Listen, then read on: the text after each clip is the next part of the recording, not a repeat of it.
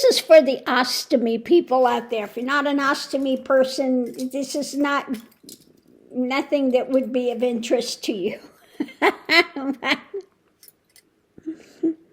You know, I have the new bags that I'm really liking. Now, I've been putting in a little bit of, you know, something to help that stuff doesn't pancake. Well, I put it in yesterday, this lubricant, and, you know, changed bag this morning, put the lubricant in, and I'm feeling something. Why am I feeling wet? Well, what happens is the lubricant is permeating the bag. Okay, so I'm feeling this wet on my leg. The bag's not leaking, but the lube itself permeated the bag. The bag's still fine. I mean, you know, none of the content, you know, the output is permeating the bag, just the lubricant that I put in there.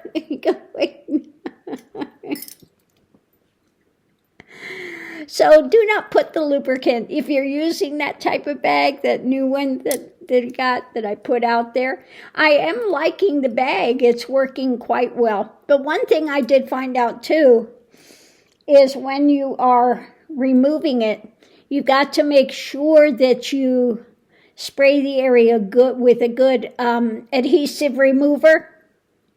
Okay? First, now I like either the Brava or the one by Hollister. Those two adhesive removers are the best. I've tried the one, I like that the simple skin one for the, to put on to prep your skin prep, but I don't like the adhesive remover. It doesn't remove it well enough. But the Brava and the Hollister ones work really well. Okay, they really help to release that bag right away. And but after you take it off, you got to make sure you spray that area again good and make sure that you get all that adhesive off. Or if you don't, that thing's going to be on you like it's grown on you. Okay, and getting it off, you may take a layer of skin off, which I have done. I have taken skin off and it's bleeding and bleeding and bleeding, you know, because it bleeds a lot. So you got to make sure that you get the adhesive off before you reapply the new bag. But other than that, like I said, I do like these new bags, but they do not have, okay, the one thing they do not have is a way to burp it. If you get gas in there, then what you have to do, I just take a little pin and poke a little hole in it, okay, and then you can express the air and then cover that little bitty, I mean, it only takes a little pinprick. That's all you need, okay? You don't need to make a big hole in it, a little pinprick. And then I put a tape over it, you know, seal it up again. But that's the only drawback I've found so far with these bags.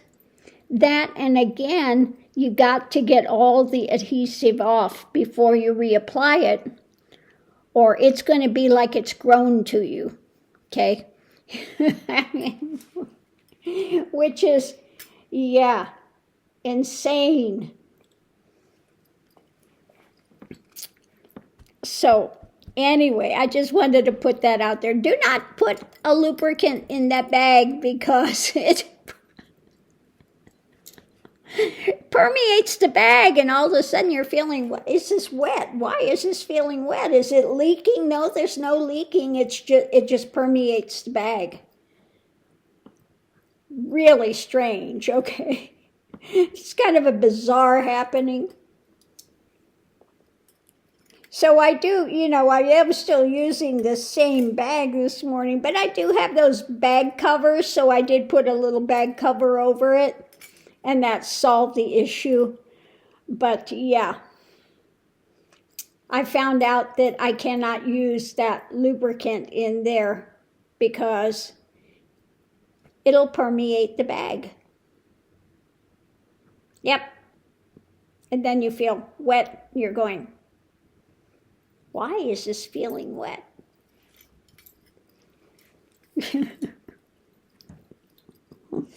Oh, the great ostomy adventures, huh? I found out also I cannot have the broccoli. Of course, that's also causing gas. I woke up this morning again with a balloon on my side.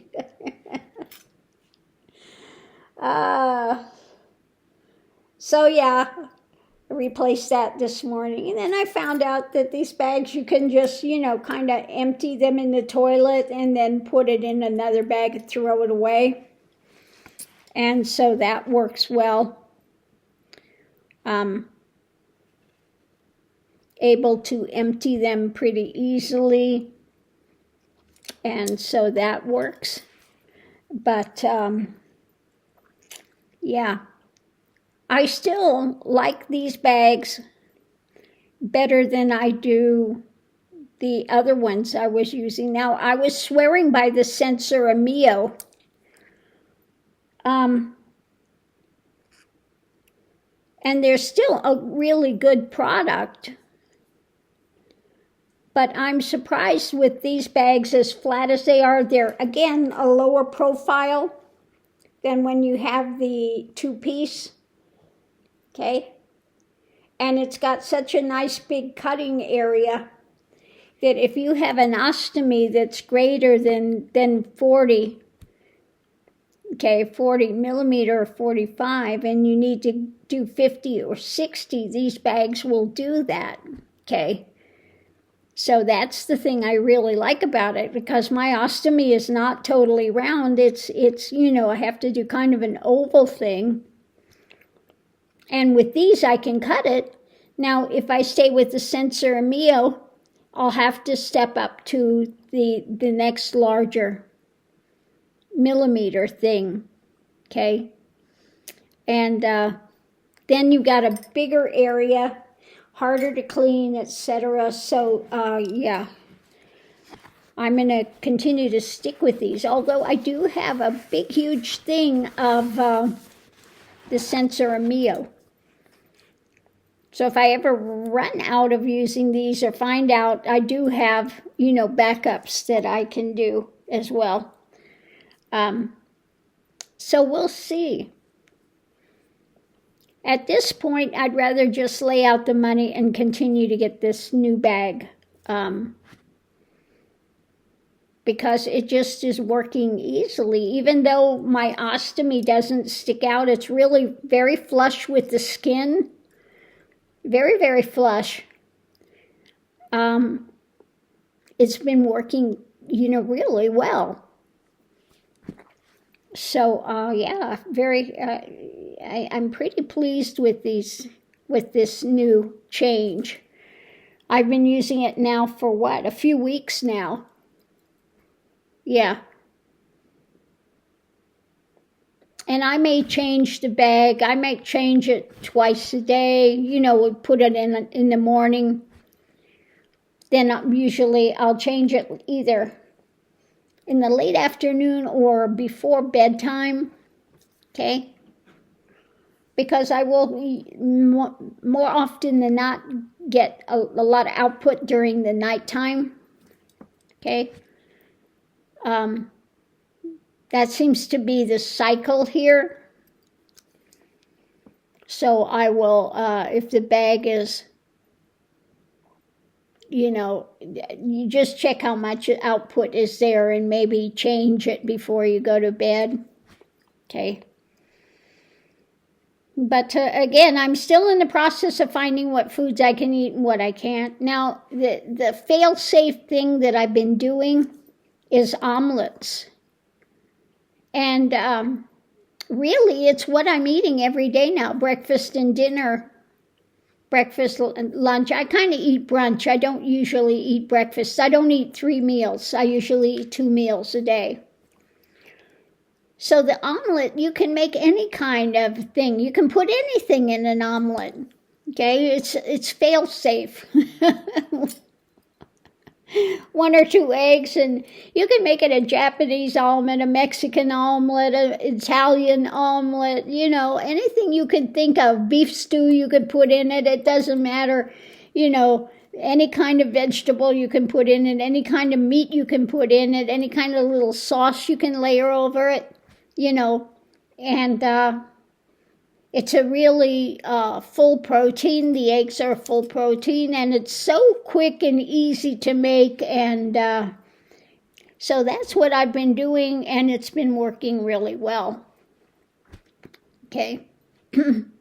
You could do a steak omelet, you can do anything. And it's really been able to, because I was doing carnivore before, and I got so tired of it. You're just eating the same thing all the time, and yeah. But I really need to do the high protein and no carbs. I can't do rice, I can't do potatoes, I can't do anything starchy like that at all, because it makes my blood sugar just go skyrocket. So I don't do those. So I'm really going back to more of a carnivore type thing. But I'm really loving the omelet things, because you can put in a little bit. I like to do the mild chili sometimes, a little bit of diced tomato with it, or but I just have to be careful not to do things like onions and garlic and stuff like that, or things that cause gas. Okay, so cabbage, I love cabbage, but can't do it because of the gas. Broccoli, I had yesterday a little bit of broccoli, again, same thing, same issue. Woke up with a with a balloon on my side, so yeah, no, that's not working. No cruciferous, so that means no broccoli, no cabbage, no cauliflower, no Brussels sprouts. All of those things are going to wind up causing gas. And for me, potatoes, potatoes will cause gas in my ostomy. So that's another one you can't have. So you just figure out what you can have and what you can't. And then sky's the limit with your omelets, I'm always doing either some sort of a cheese with it as well. And bell peppers, now not the green, but the red or the yellow bell peppers are fine for me. So that really brings, amps things up. So bell peppers I can do. And zucchini is easy.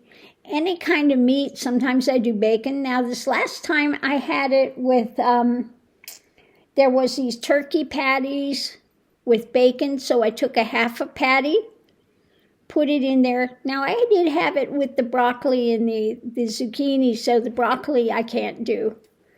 But I made that one, had a little ponzu sauce. Ponzu I'm really liking. It's a little soy sauce, and I like the one with lime in it. Okay, really good over the omelets. Or sometimes, again, I'll use a little tomato. You could make it like a pizza. Okay, you can, a little pizza sauce, or like a little spaghetti sauce. Do your hamburger and stuff, and do your spaghetti sauce and put that. Or you can do like a tzatziki. Do it like a Mid-Eastern with zucchini and stuff and tzatziki sauce, a little bit of that on it. Now, when I do the sauces, I do it really light, just enough to give it flavor. I don't really, soak it in there. Or the other one, I think I'll have today. Yeah, I'm going to have the crab meat. Have a crab meat with a little oyster sauce on there. Okay? So that's what I'm going to have today, crab meat. Omelet with some soy sauce, some oyster sauce on it, a little oyster sauce. So a little of the sauce goes a long way on the omelets. And again, they're very fast. They're no fail. Okay, you don't always need to put stuff inside. You could just, let it cook, flip it over, and put your things on the top of it and let it cook. So easy, breezy. And you're getting all your protein, everything in. And very inexpensive compared to, just eating plain meat all the time. So I'm finding that that's working really well. Okay. And I think I'm going to start losing some weight on that too. I started out, 156.8. Now I weighed myself at night before I went to bed. So that's your heaviest weight of the day. So we'll start out 156.8, then 156.6, 156.4, 156.2. It's going down every day. And then I got up this morning, was 155. Okay. So during the day, it seems like I wind up having about a pound by the end of the day. Okay. But this was the first time I weighed myself in the morning. So yeah. So that's, that's starting to work. And I don't feel deprived at all. And then if I want something else, sometimes I'll make a sandwich. Somebody told me about the hero bread. It's very expensive. It's 10-something a loaf, 10-something a loaf. But it's made with really good ingredients, so I don't feel bad about having it. Like the other night, I had a bacon, tomato, and avocado sandwich, okay, on a toasted bread. So that was good. I might do now I don't eat tuna fish too often because, again, that can maybe create a bit of a scent that, so I don't do too much fish. But I might do a grilled tuna sandwich. Yeah, I might do a grilled tuna sandwich. So sometimes I will do a sandwich, but I use that hero bread. It's 0 carbs, okay? 0 carbs, and it's made with avocado oil. It's not made with the other seed oils and stuff, so it's a really good product. I haven't had any problem with that, okay? So I'm willing to pay that extra money for that because I'm paying so much less because I'm doing omelets, and I get one thing, a hamburger, and that'll last, so many meals. Usually I get hamburger in the patties, and I'll just put 1 patty in or half a patty and use it. So again, it winds up being very cost effective as well. So anyway, that's the ostomy blues today.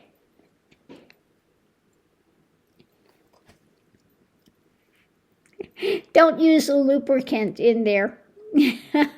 Now, I'm not sure about if you're using like the baby oil, but I imagine that's going to permeate as well in that particular bag. And so, yeah. It's good that it only permeates the bag, but, nothing else is coming out. None of the output is coming out through there. Just the lubricant itself. What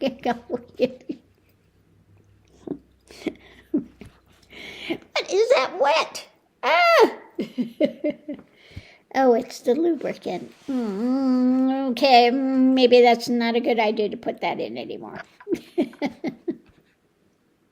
It did help the output going down without having pancaking at all. But then, again, like this time, it just permeated the bag. Yeah. Maybe I need to rethink that. So anyway, I just wanted to put that out there, and we'll see you online.